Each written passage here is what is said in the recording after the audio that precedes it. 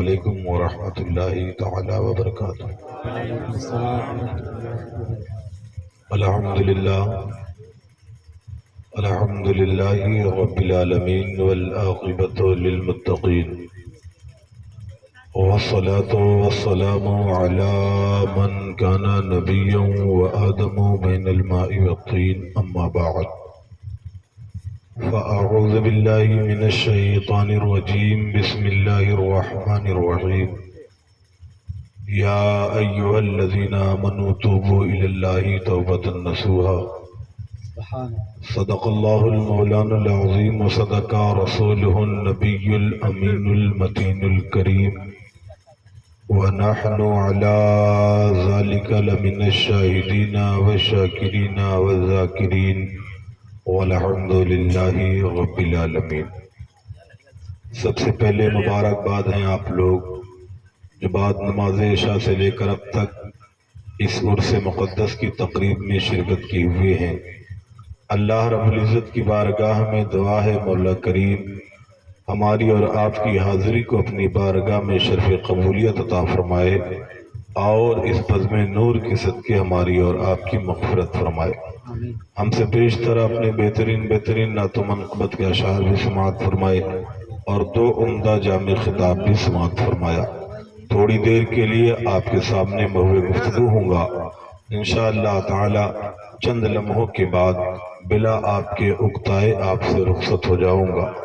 اپنی تقریر کا عنوان سیدی سرکار اعلیٰ حضرت کے ان اشعار سے کرنا چاہوں گا کہ وہ سوئے لالا زار پھرتے ہیں، وہ سوئے لالا زار پھرتے ہیں، تیرے دن اے بہار پھرتے ہیں، اس گلی کا گدا ہوں میں جس میں، محبت سے کہہ دیں سبحان اللہ، اس گلی کا گدا ہوں میں جس میں مانگتے تاجدار پھرتے ہیں، ہائے غافل وہ کیا جگہ ہے جہاں، ہائے غافل وہ کیا جگہ ہے جہاں پانچ جاتے ہیں چار پھرتے ہیں، اور کوئی کیوں پوچھے تیری بات رضا، کوئی کیوں پوچھے تیری بات رضا، تجھ سے شیدا ہزار پھرتے ہیں۔ ایک مرتبہ اور درود پاک پڑھ لیں، صلی اللہ علیہ النبی الامی والہ صلی اللہ تعالی علیہ وسلم، صلاۃ و سلام علیک یا رسول اللہ صلی اللہ تعالی علیہ وسلم۔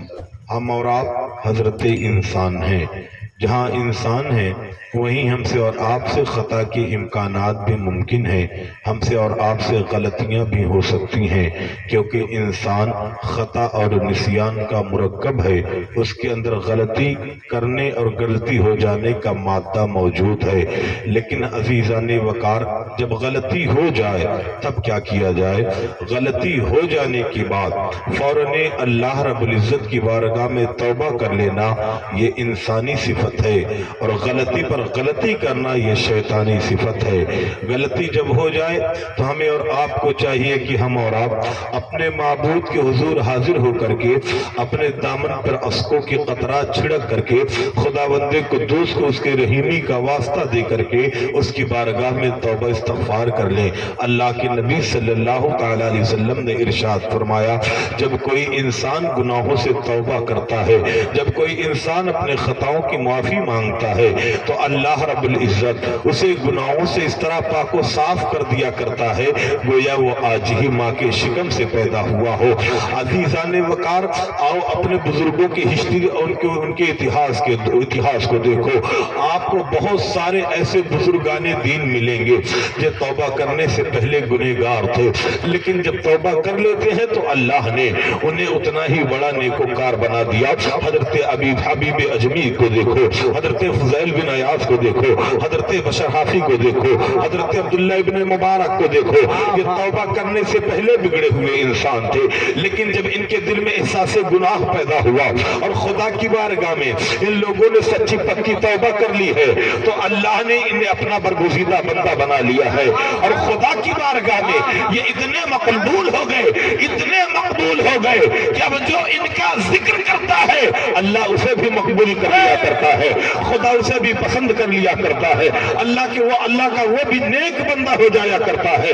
ذرا دیکھو تو صحیح، آج ہم اور آپ یقیناً فکر معاش میں ہم اور آپ دنیا کے چکر میں دنیا کے حسن و جمال کے آگے اس قدر آخرت کو بھول بیٹھے ہیں گویا ہمیں اور آپ کو مرنا ہی نہیں۔ مسلمانوں یہ اعراض ہمیں آگاہ کرتے ہیں، اے میرے اس میں آ کر بیٹھنے والے انسان، یہ بزرگان دین صدائیں دیا کرتے ہیں، اے میری محفل میں بیٹھنے والے انسان، ذرا میری سیرت کو بھی معائنہ کرتا چل، میرے طریقے کو بھی پڑھتا چل۔ آخر وجہ کیا ہے؟ ہم شہید عمر بابا کا عرس منا رہے ہیں، کیا ہم ان کے خاندان سے ہیں؟ کیا ہم ان کے قبیلے سے ہیں؟ کیا ہمارا اور ان کا خون ایک ہے؟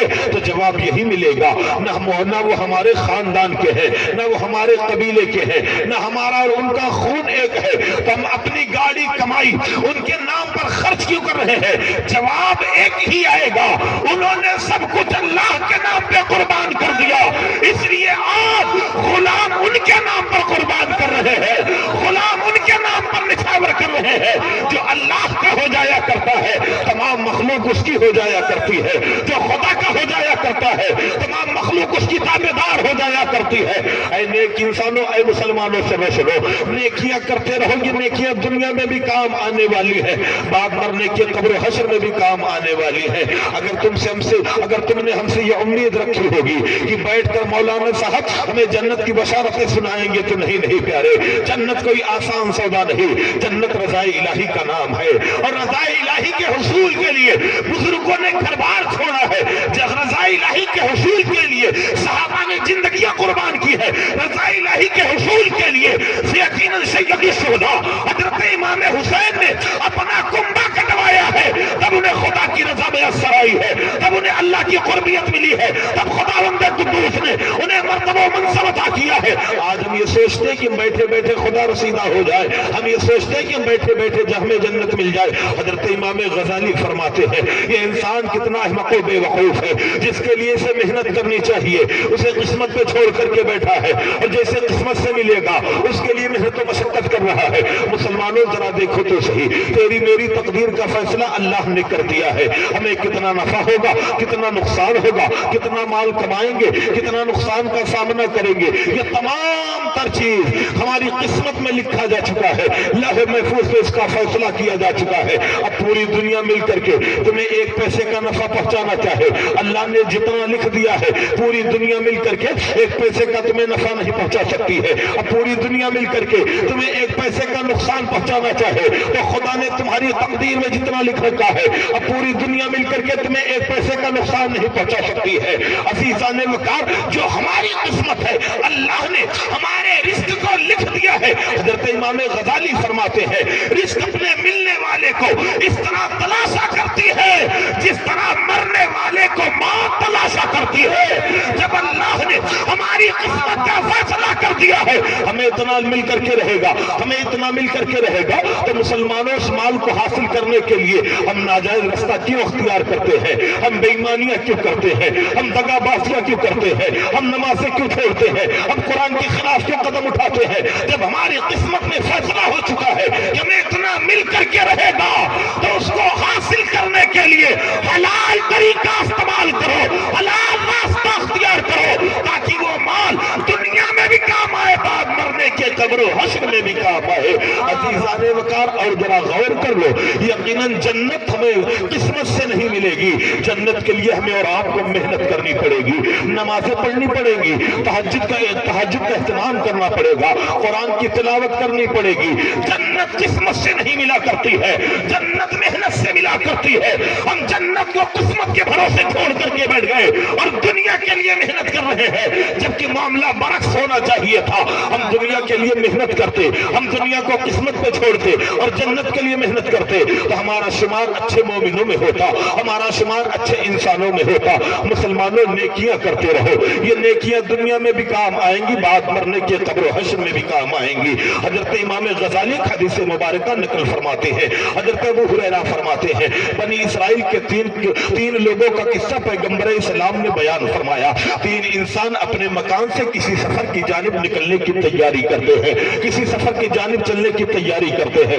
ابھی وہ تھوڑی دور پر پہنچے ہی تھے کہ کیا دیکھا گیا, موسم کا مزاج پکڑتا ہے, تیز بارش تیز ہوائیں ہونے لگی. یہ تینوں اپنے جان کو بچانے کے لیے ایک پہاڑ کی کھو میں جا کر پناہ لیتے ہیں. ایک پہاڑ کی کھو میں جا کر چھپ کر کے بیٹھ گئے. ہوا تیز تھی, بارش تیز تھی, ریتیلا میدان تھا. بارش کے بہاؤ سے جب بالو کٹنے شروع ہوئے تو ایک بڑا سا پتھر لڑکتا ہوا آیا. آنے کے بعد غار کے منہ پہ لگ گیا. یہ تین کے تین اندر قید ہو گئے. بڑا زور لگایا لیکن غار کے منہ سے پتھر نہ ہٹا سکے. آخرکار تھک ہار کے تینوں بیٹھ کر کے آپس میں مشورہ کرتے ہیں, چلو ہم اپنے پروردگار سے لو لگاتے ہیں, اللہ رب العزت سے لو لگاتے ہیں, خداوند قدوس کو آواز دیتے ہیں. اللہ رب العزت کی رحمت ہمیں اس غار سے ضرور آزاد کرے گی, ہمیں اس غار سے ضرور چھٹکارا ملے گا. مسلمانوں میں تم سے کہنا چاہتا ہوں, اللہ رب العزت اپنے بندوں سے 70 ماؤں سے زیادہ محبت کرنے والا ہے. آج ہم اللہ کی نافرمانیاں کر رہے ہیں. آج ہمارے کرتوت تو ایسے ہیں کہ آسمان سے آگ کا نزول ہوتا اور ہم جل کر خاک ہو جاتے, لیکن خدا کی کرم نوازیاں کو دیکھو. اللہ نے اپنے حبیب کے صدقے طوفیل پروردگار عالم ہمیں کھانا بھی کھلا رہا ہے, ہمیں سانس لینے کے لیے ہوا بھی عطا کر رہا ہے, لیکن ہم کتنے ناشکرے ہو گئے. اللہ کی 1000 نعمتوں کو استعمال کرتے ہیں اور استعمال کرنے کے باوجود خدا کی بارگاہ میں شکر ادا کرنے کے لیے تیار نہیں. اے مسلمانوں, کل اللہ رب العزت کی بارگاہ میں پیشی ہوگی, مصطفیٰ جان رحمت جلوہ گر ہوں گے, اور اگر آقا کریم نے سوال کر لیا, اے میرا کلمہ پڑھنے والے, دین متین میں نے تم تک بڑی مشقت سے پہنچائی تھی, آؤ میں بتاؤ مکے کی وادی ہے, آمینہ کے لال طائف کے میدان میں کھڑے ہو کر کے لوگوں کو آواز دے رہے ہیں, یا ایھا الناس قولوا لا الہ الا اللہ تفلحوا, اے لوگوں الا اللہ پڑھو فلاح پا جاؤ گے, الا اللہ پڑھو کامیابی مل جائے گی. مصطفیٰ جان رحمت صلی اللہ تعالی علیہ وسلم نے جب اپنی رسالت خدا کی الوہیت کا اعلان کیا ہے تو طائف والے پیغمبر اسلام کے جان کے دشمن ہو گئے ہیں. پیغمبر اسلام کے جسم ناظرین پر پتھر مارے گئے. مصطفیٰ جان رحمت کا پاؤں زخمی ہوتا ہے. پیغمبر اسلام بیٹھ جاتے, 2 کافر آتے ہیں اور انہوں نے بازو سے نبی عزی وقار کو کھڑا کیا. اتنے پتھر مارے گئے, نبی عزی وقار کو پیرہن خون سے بھر جاتا ہے. مصطفیٰ جان رحمت صلی اللہ تعالی علیہ وسلم عزیزان وقار مکان کی جانب چلنے والے ہوتے ہیں. جبریل کا نزول ہوتا ہے, یا رسول اللہ, انہوں نے آپ پر ظلم و ستم کیا ہے, پیغمبر ان کے حق میں بد دعا کر دے, اللہ انہیں 2 پہاڑوں کے درمیان آٹے کی طرح پیس کے رکھ دے گا. میرے نبی ارشاد فرماتے ہیں, لاؤ ایسا کرم کرنے والا, لاؤ ایسا رحم کرنے والا, لاؤ ایسی نوازشیں کرنے والا. آمینہ کے لال ارشاد فرماتے ہیں, اے جبریل سنو, یہ میرا کلمہ نہیں پڑھتے تو نہ پڑھے, ان کی آنے والی نسلیں میرا کلمہ پڑھے گی, ان کی آنے والی اولادیں میرے غلامی میں آئیں گی. اے جبریل سن لو, میں کائنات عالم کے لیے رحمت للعالمین بنا کر کے بھیجا گیا ہوں, تو ان کے لیے زحمت کیسے ہو سکتا ہوں. ذرا غور کر لو مسلمانوں, میرے نبی کی دعائیں رنگ لاتی ہیں. وہی مکہ والے جو پیغمبر اسلام پہ ظلم و تشدد کا, پیغمبر اسلام کو ظلم و تشدد کا نشانہ بنا رہے تھے, وہی مکہ والے جنہوں نے پیغمبر اسلام کو پریشان کر کے رکھ دیا تھا. یقیناً ذرا دیکھو, ابو جہل کی دشمنی کسی انسان کی نظر سے پوشیدہ نہیں, لیکن دیکھو مسلمانوں, جنگ کا موقع آتا ہے اور جنگ یرموک کے موقع پر ابو جہل کے لاڈلے بیٹے, ابو جہل کا شہزادہ جنگ یرموک میں اپنے ہاتھ کو بڑھا کر کے کہتا ہے, اے لوگوں سنو, آج محمد کے نام پہ مارنا ہے یا نبی کے نام پہ مر جانا ہے. ایک باپ تھا جو دشمنی میں اعلیٰ درجے کا دشمن تھا, لیکن نسلوں میں بدلاؤ ایسا آیا کہ مصطفیٰ جان رحمت کے نام پر اولاد جان قربان کر رہی ہے, اولاد جان نچھاور کر رہی ہے. مسلمانوں ذرا دیکھو تو صحیح, پیغمبر اسلام صلی اللہ تعالی علیہ وسلم ارشاد فرماتے ہیں, جب بندہ اپنے گناہوں سے توبہ کرتا ہے نا, تو اللہ رب العزت اس کے تمام گناہوں کو نیکیوں میں بدل دیا کرتا ہے.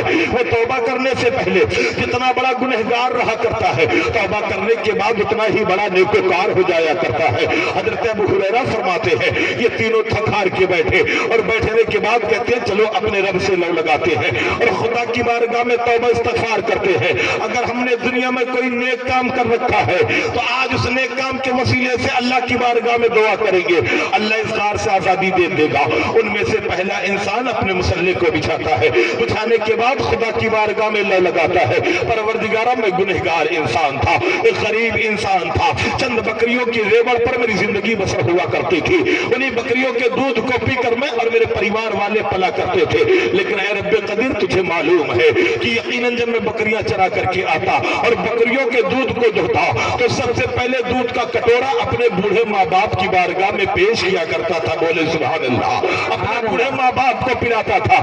اے مسلمانوں ذرا دیکھو تو صحیح، آج ہمارا رویہ ہمارے والدین کے ساتھ کیا ہے، ہمارا کردار ہمارے ماں باپ کے ساتھ کیا ہے؟ ہم اپنے باپ کے سامنے آستین چڑھا کر کھڑے ہو جایا کرتے ہیں، بیٹیاں ماں کے سامنے سینہ تان کے کھڑی ہو جایا کرتی ہیں۔ اے مسلمانوں، یہ اسلام کا کردار نہیں، یہ اسلام کا طریقہ نہیں، یہ اسلام کا قانون نہیں، یہ تو ہم نے غیروں سے سیکھ رکھا ہے۔ ذرا دیکھو تو صحیح، ماں باپ کی خدمت کیا کرے، ماں باپ کی تعظیم کیا کرے، اگر ماں باپ راضی ہو گئے تو اللہ رب العزت راضی ہو جایا کرتا ہے۔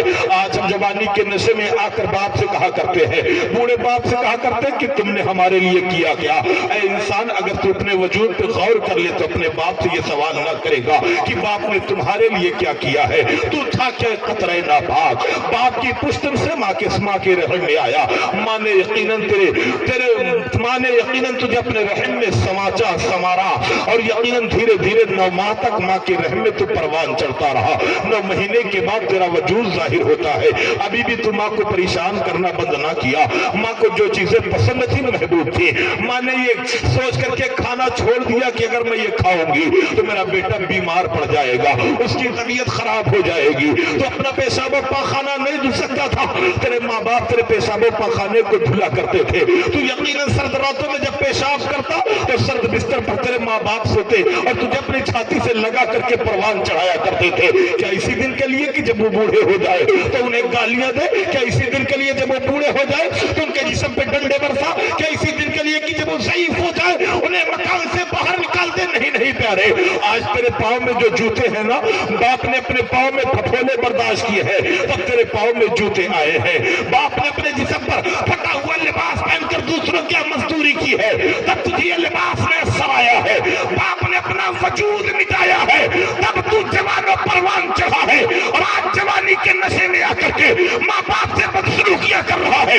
میرے آقا ارشاد فرماتے ہیں، جس کے ماں باپ راضی ہو اسی سے اس کا پروردگار راضی ہوا کرتا ہے، اور جس سے ماں باپ ناراض ہو اس سے خدا بھی ناراض ہو جایا کرتا ہے۔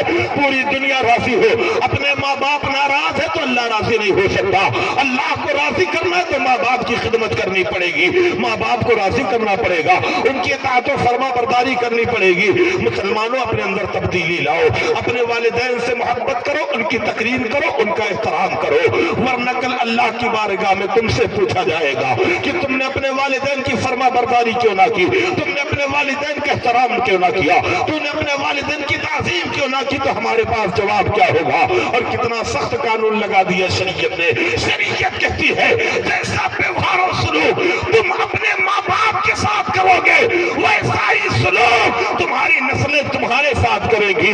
آج ماں باپ زندہ ہے تو ہم ان کی قدر نہیں سمجھتے، ماں باپ حیات ہے تو ان کی تعظیم نہیں سمجھتے، کل جب یہ نہ ہوگے تو ان کی یادیں تمہیں ستائیں گی، ان کی ہر بات کو یاد کر کے رو گے۔ نوجوانوں، سوائے ماں باپ کے دنیا میں کوئی ایسا انسان نہیں جو بلا لالچ تمہیں ترقی یافتہ دیکھنا چاہتا ہو، بلا لالچ تمہیں بلند مقام پر دیکھنا چاہتا ہو، بلا لالچ تمہیں عروج پہ دیکھنا چاہتا ہو۔ اگر کوئی تمہارے ترقی کے بارے میں سوچتا ہے تو تمہارے اپنے ماں باپ ہیں، تمہارے اپنے والدین ہیں، لہذا ان کا احترام کرو، ان کی سخت باتوں کو برداشت کرو، اور اس سخت بات میں اگر تم تلاش کرو گے تو کہیں نہ کہیں مٹھاس ضرور میسر آئے گی، مٹھاس ضرور نظر آئے گی۔ پیغمبر اسلام صلی اللہ تعالی علیہ وسلم کی بارگاہ میں ایک صحابی حاضر ہوتے ہیں، یا رسول اللہ، میں نے اپنی والدہ کو اپنے کندھے پر سوار کر کے حج کعبہ کروایا، اور میرے آقا 7 میل کا سفر اتنا گرم پتھر کا تھا کہ اگر اس پہ گوشت ڈالا جاتا تو کباب ہو جاتا۔ آقا، کیا میں نے اپنی ماں کے حق کو ادا کر دیا؟ میرے نبی ارشاد فرماتے ہیں، ماں کے حق کی بات کرتے ہو؟ ارے تیری ولادت کے وقت تیرے ماں کو جو درد کے جھٹکے آیا کرتے تھے، تو نے ابھی ان جھٹکوں میں سے ایک جھٹکے کا بھی حق ادا نہیں کیا ہے۔ اگر اولاد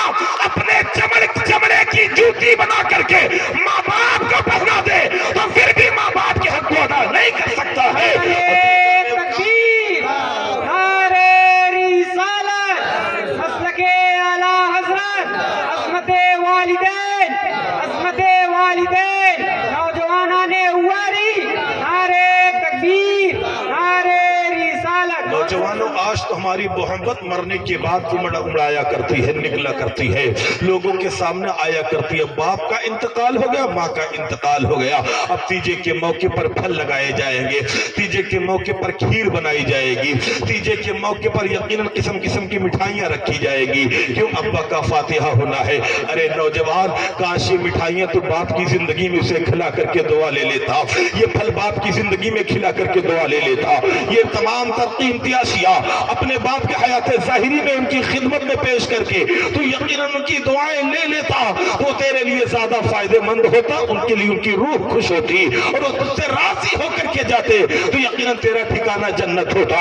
لہذا مسلمانوں، زندہ والدین کی قدر کرو، روز شام کو جاؤ تو اپنے ماں باپ کے لیے کچھ نہ کچھ لے کر کے جاؤ۔ ابا یہ تمہارے لیے لے کر کے آیا ہو، اماں یہ تمہارے لیے لے کر کے آیا ہو، انہیں کھا کر کے ہمارے لیے دعائیں کریں۔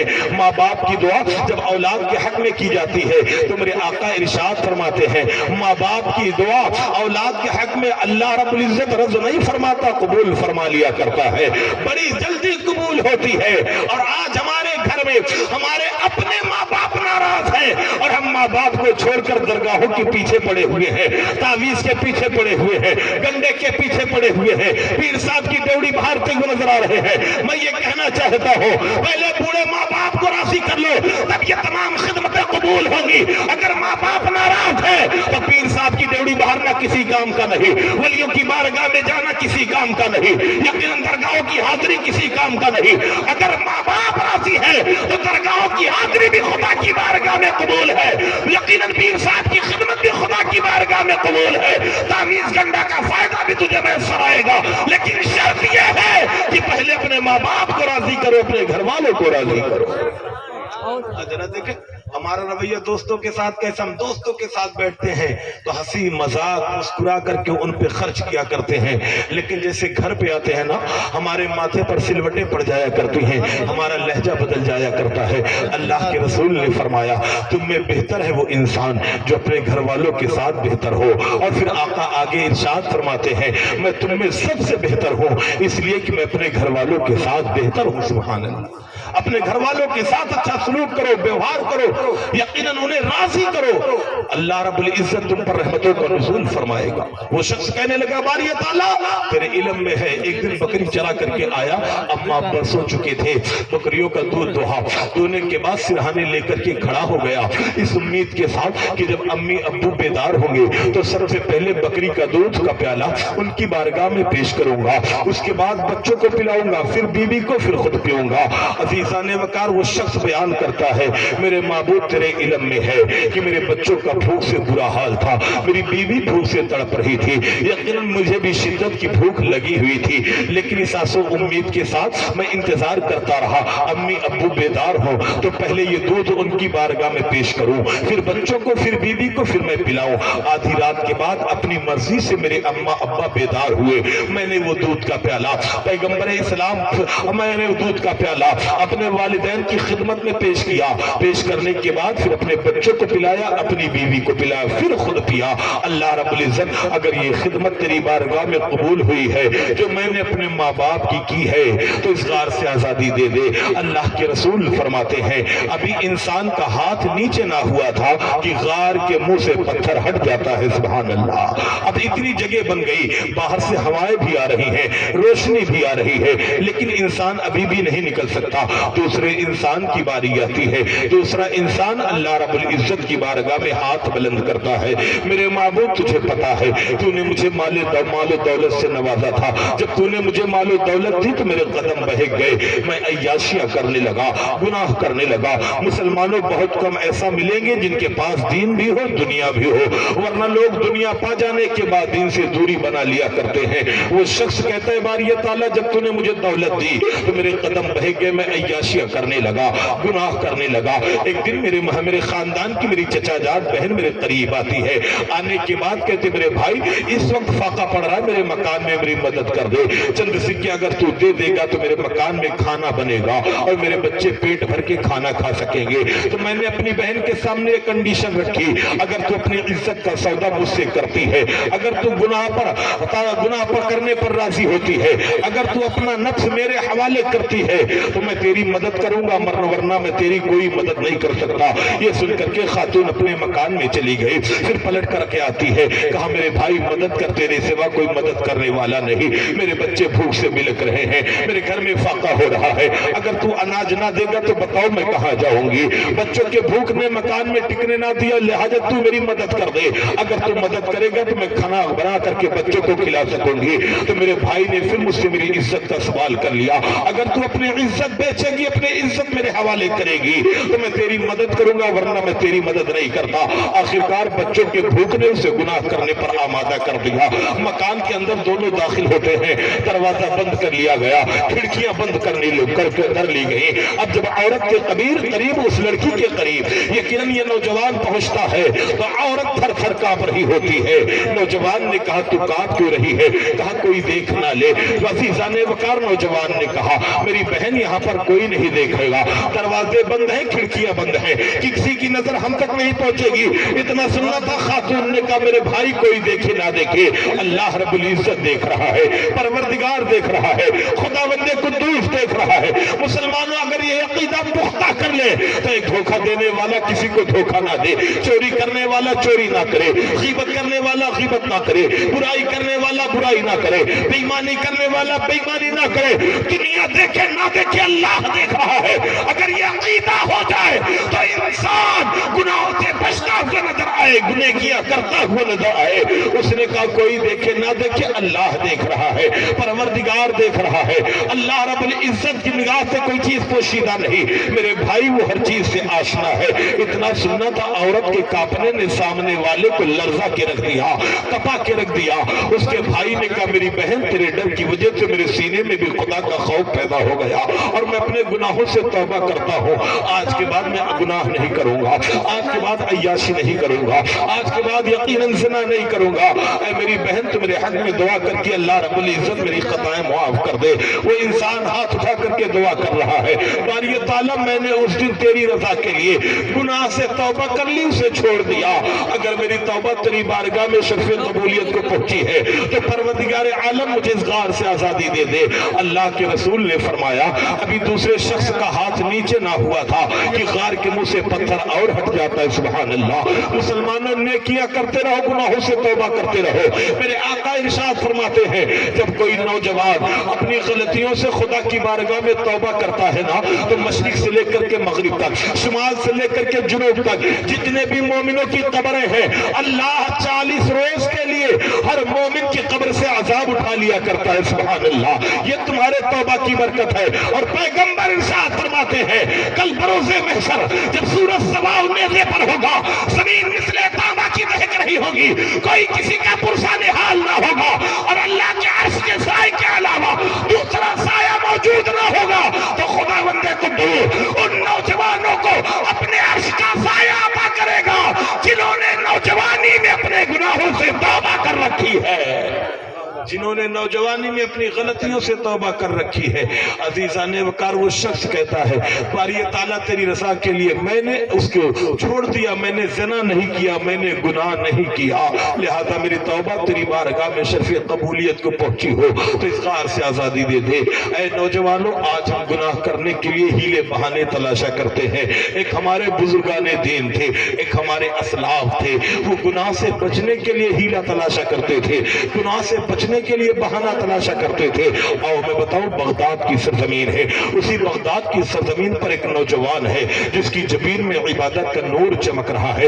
यकीनन रिज़्क़ माश तलाशता हुआ वो नौजवान एक कपड़े की दुकान पर जाकर के नौकरी करने लग गया। इस नीयत के साथ नौकरी करूंगा, पेट भरूंगा और उसके बाद अल्लाह की इबादत करूंगा, चंद सिक्के मिल जाएंगे, जरूरत जिंदगी पूरा होती रहेगी। अजीज़ा ने वकार ये सोच करके वो नौजवान अल्लाह रब्बुल इज्जत की रजा के लिए एक यकीनन कपड़े की दुकान में जाकर के काम करने लगा। एक दिन एक खातून, एक औरत आती है, उसने उस नौजवान की मोहिनी सूरत को देखा तो मोहित हो गई, दिल दे बैठी। अब नौजवान की मोहब्बत में उसने बहुत सारा कपड़ा खरीद लिया। जब चलने की बारी आई तो कपड़ों का गट्ठर वजनी हो गया।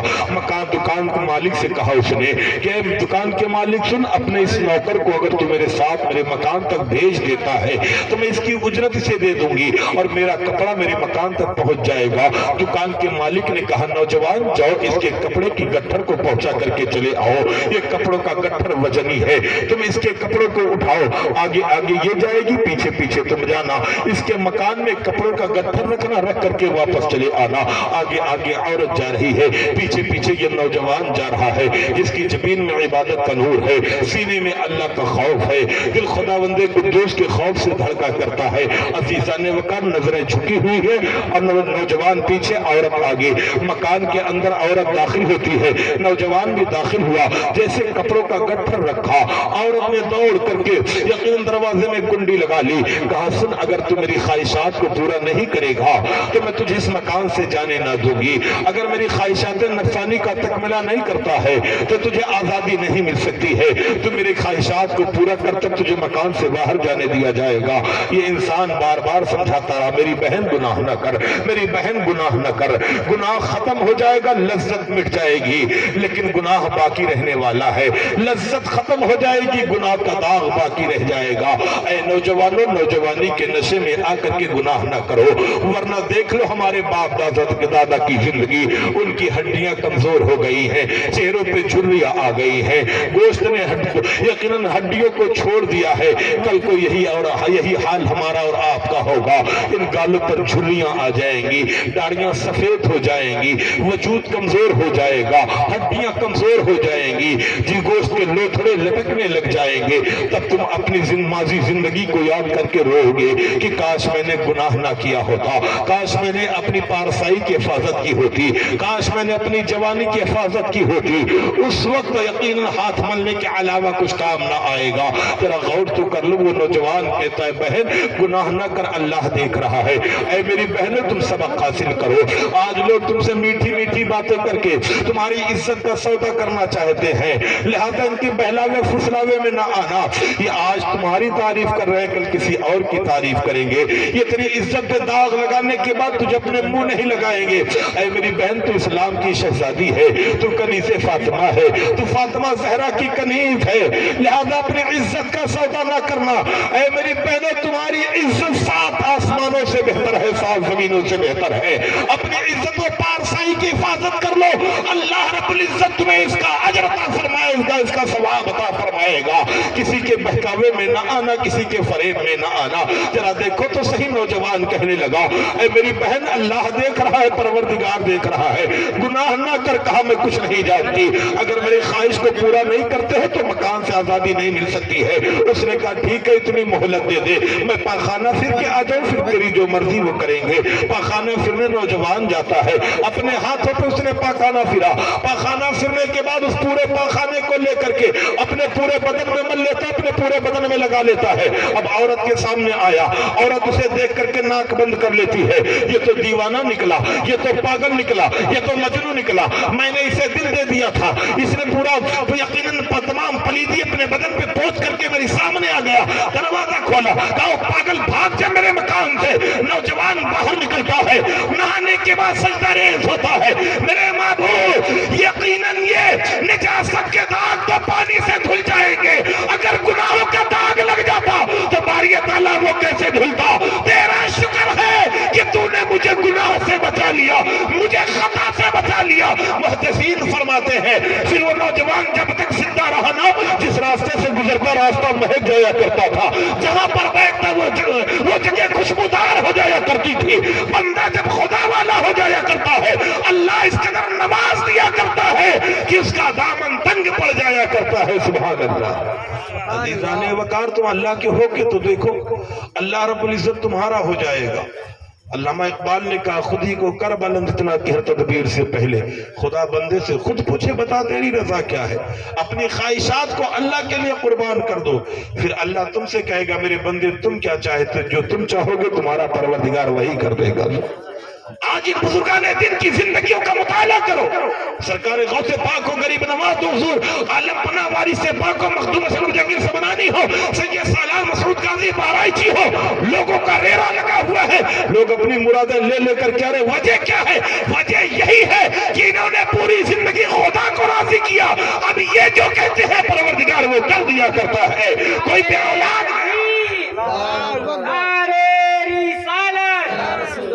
के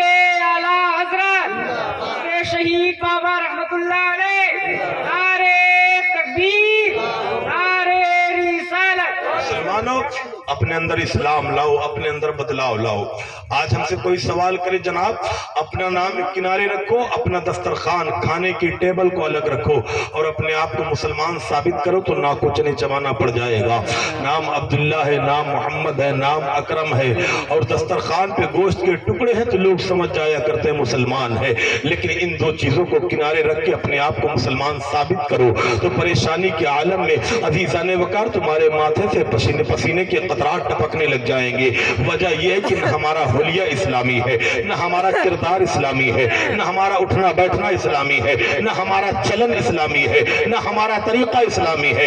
ایک وہ زمانہ تھا جب ہمارے گزرنے کی گواہی گزرگاہیں دیا کرتی تھی، راستے دیا کرتے تھے، اور آج ہمارا کردار اس قدر ابتر ہو گیا، غیر تو غیر ہمارے کرتوتوں سے ہمارے اپنے پریشان ہیں، ہمارے بھائی پریشان ہیں، ہمارے ماں باپ پریشان ہیں۔ ماضی کی بات آئی تو میں آپ کو بتلاتا چلو، ایک مرتبہ غیر مسلم اپنے چند چیلوں کے ساتھ ایک راستے سے گزرتا ہے، اس کے پاؤں میں پتھر لگا، جب ٹھوکر لگا تو پاؤں پکڑ کر کے بیٹھ گیا اور کہنے لگا ہائے افسوس ادھر سے مسلمان کا گزر نہیں ہوا۔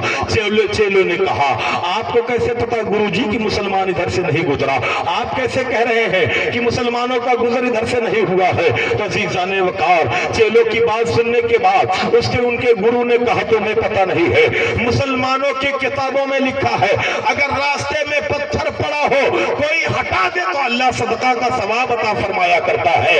اگر مسلمان گزرا ہوتا تو یہ پتھر راستے میں نہ ہوتا، کنارے پڑا ہوتا، کیونکہ مسلمان نیکی کمانے میں حریص اور لالچی ہوا کرتا ہے۔ سبحان اللہ۔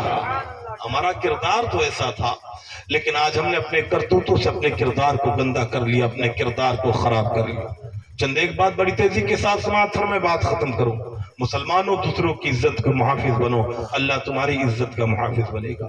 دوسروں کی جان و مال کا محافظ بنو، پروردگار تمہارے جان و مال کا محافظ بنے گا۔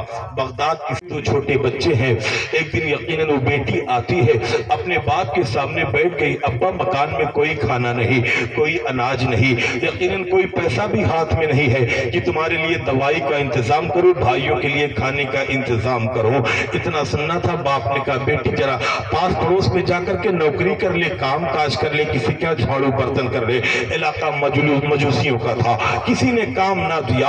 عورت آتی ہے، بچی آتی ہے، آنے کے بعد باپ کے پاس بیٹھ گئی، ابا ان مجوسیوں نے کام نہیں دیا، یہ ہمارے کام آنے کے لیے تیار نہیں، کوئی میری فریاد سننے کے لیے تیار نہیں، کوئی اپنے مکان میں مجھے رکھنے کے لیے تیار نہیں ہے۔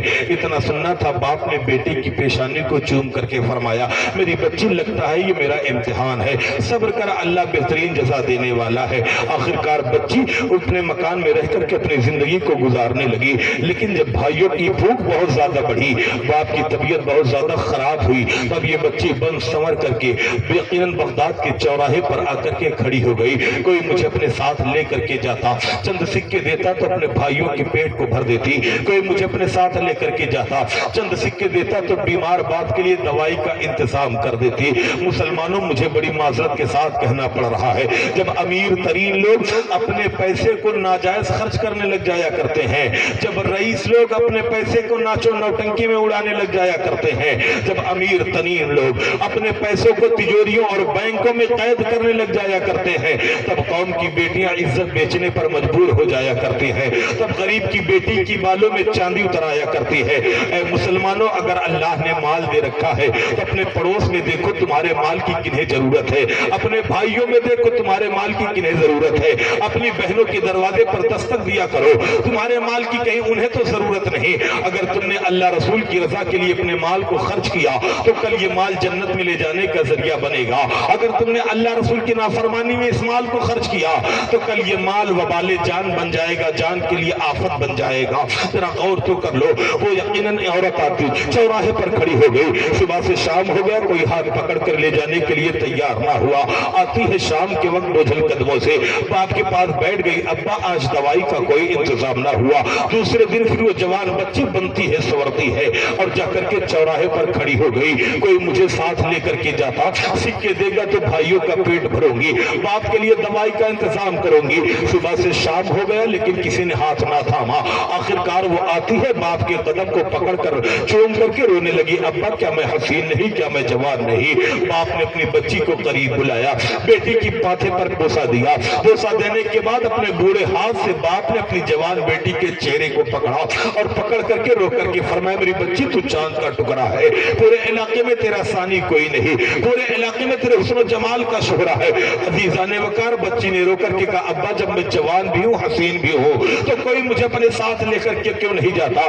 भाइयों की भूख नहीं देखी जाती है, आपकी बीमारी नहीं देखी जाती है, घर में मकान नहीं। यकीन भाई जब पांव पटक कर रोना शुरू करते हैं तो इनकी बेचैनी मुझे बेचैन कर दिया करती है। तो बाप ने रो करके कहा था, मेरी बच्ची 1-2 दिन नहीं, अगर तू 1 महीने चौराहे पर जाकर के खड़ी रहे तो कोई तेरी कलाई थामने के लिए तैयार नहीं होगा।